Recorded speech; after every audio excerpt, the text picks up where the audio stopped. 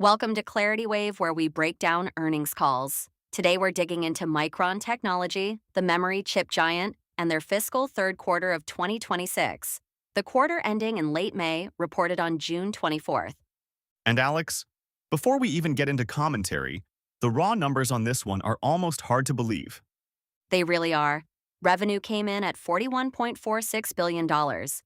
And to show you the slope here, look at the sequential ramp within this same fiscal year.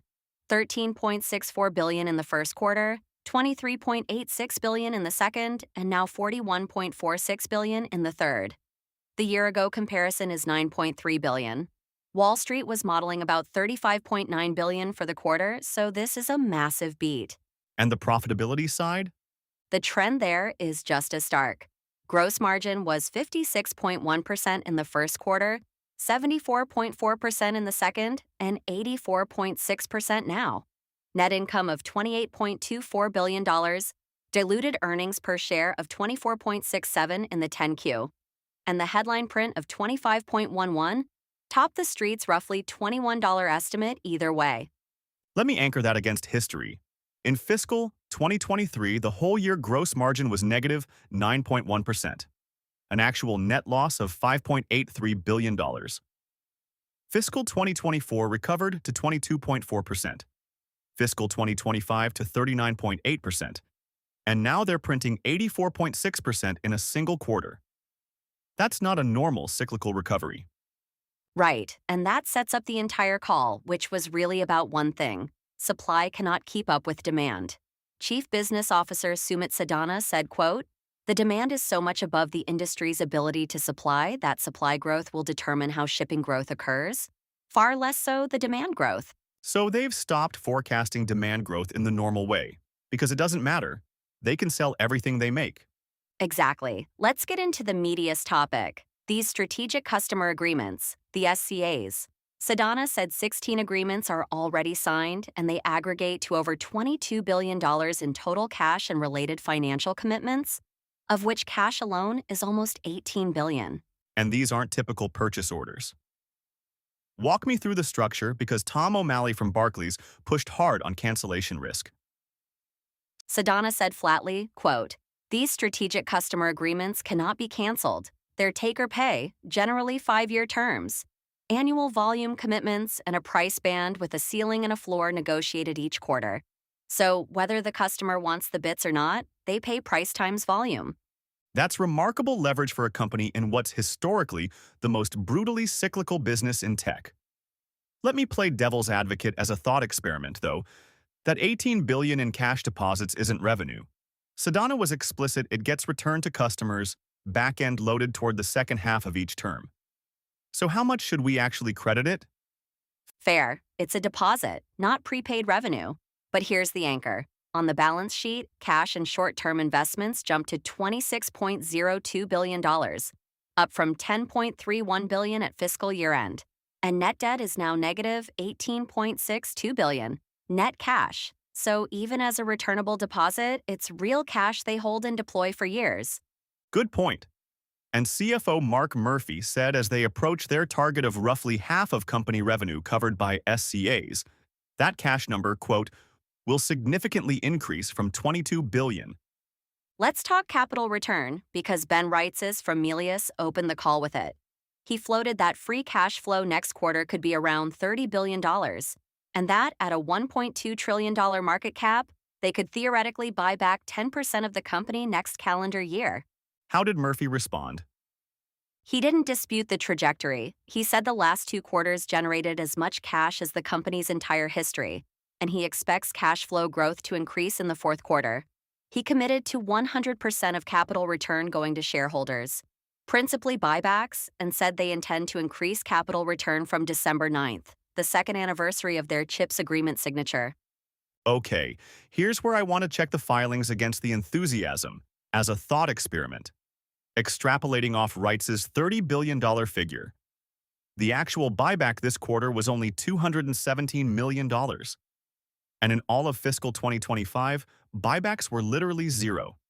That's a crucial catch. So the promise is forward-looking. This quarter's free cash flow was $17.56 billion. Operating cash flow $25.39 billion. The cash is clearly there, but the actual return so far is tiny, and Murphy tied the ramp to December 9th. Investors are being asked to trust the intent, not the track record.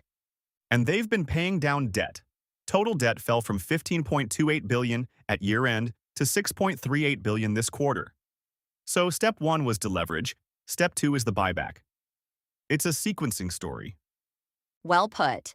Now let's hit HBM, high bandwidth memory, the stuff that sits next to AI accelerators. Harlan Sur from JP Morgan asked if they're already booked out for calendar 2027. And Sedana's answer was basically, booked past that. He said demand for HBM3E, HBM4, and even ahead of HBM4E qualifications is, quote, far in excess of our ability to supply, running through the SCA agreements into 2028 and beyond. And Murphy added, they now see the HBM total addressable market, quote, easily crossing $100 billion in 2027, pulled forward a full year from their prior 2028 estimate. Let me steelman the bear here using their own words. Manish Bhatia, the operations head, said the Greenfield fabs, Idaho 1, Tongluo, Idaho 2, increase DRAM bit costs in the near term, and that Greenfield capacity really only starts to contribute bits in calendar 2028. And on the cost side, it was Murphy who quantified the startup drag. $100 to $200 million per quarter versus prior run rates at elevated levels through 2027. So the supply relief everyone wants is years out, and it costs margin to get there. Right, though Murphy reframed it, he said previously it might be a half to a full point of margin drag, but, quote, today with the size of the business, this effect is much reduced, and the benefit of the incremental bits will outweigh the startup cost. Run the arithmetic. Against a revenue base north of $40 billion a quarter and 84.6% gross margins, $100 to $200 million is well under half a point. That's the size of the business argument doing a lot of work. Let's do bull and bear properly. You take the bull, I'll take the bear. Bull case, framed as a thought experiment anchored to the numbers. Street consensus for fiscal 2026 revenue is $129.41 billion, and for fiscal 2027, $247.7 billion. If we run the thought experiment where the SCAs really are uncancelable take or pay through calendar 2030, with a price floor protecting the downside, then Micron has done something the memory industry never had, a revenue floor. That's what justifies consensus EPS leaping from $7.59 in fiscal 2025 toward roughly $73 for fiscal 2026. My bear case, also a thought experiment, grounded in the same evidence. Those consensus estimates have an enormous range. Fiscal 2027 EPS runs from about $122 all the way to $221. That spread tells you nobody actually knows. And the hard fact people gloss over, this exact company posted that negative 9.1% gross margin and a $5.83 billion net loss in fiscal 2023. The floors help, but Sedana himself said prices, quote, cannot go below the floor, meaning there is a floor and it sits below current pricing. If the cycle turns, these are still commodity products. That's the honest tension. Take or pay protects volume, not necessarily today's spectacular pricing. The floor is below where they are now. And on competition, Sedana addressed China's CXMT and YMTC. He said they've, quote, grown over the years in capabilities and share, but the overwhelming majority of their output sells inside China. He leaned on Micron's roughly 65,000 patents and their lead in the highest capacity products. One more segment worth flagging, diversification.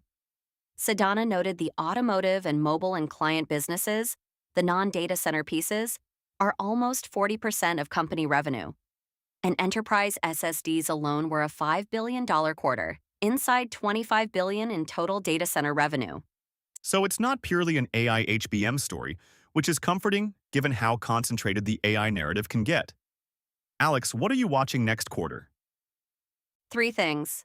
1. Does the buyback actually ramp after December 9th or stay near this quarter's $217 million? 2. Fiscal 2027 CapEx. Murphy said above the mid 40% of revenue range, stepping up from about $10 billion this coming quarter, so watch the absolute dollars. And 3, whether HBM pricing holds as those greenfield bits arrive in calendar 2028. And I'd add, watch how many more SCAs get signed. 16 today, targeting half of revenue. That number climbing is the whole thesis in one metric. Quick recap, $41.46 billion in revenue, 84.6% gross margin, 16 uncancelable take-or-pay agreements with over $22 billion in commitments, HBM demand exceeding supply into 2028, and a capital return story that's promised but not yet delivered. A genuinely transformed business, with the old cyclical ghost still lurking in the price floor language. Everything we discussed today were thought experiments for the sake of argument, anchored to the transcript and the filings, not predictions and absolutely not financial advice. Do your own homework. Thanks for listening to Clarity Wave. We'll catch you next earnings season.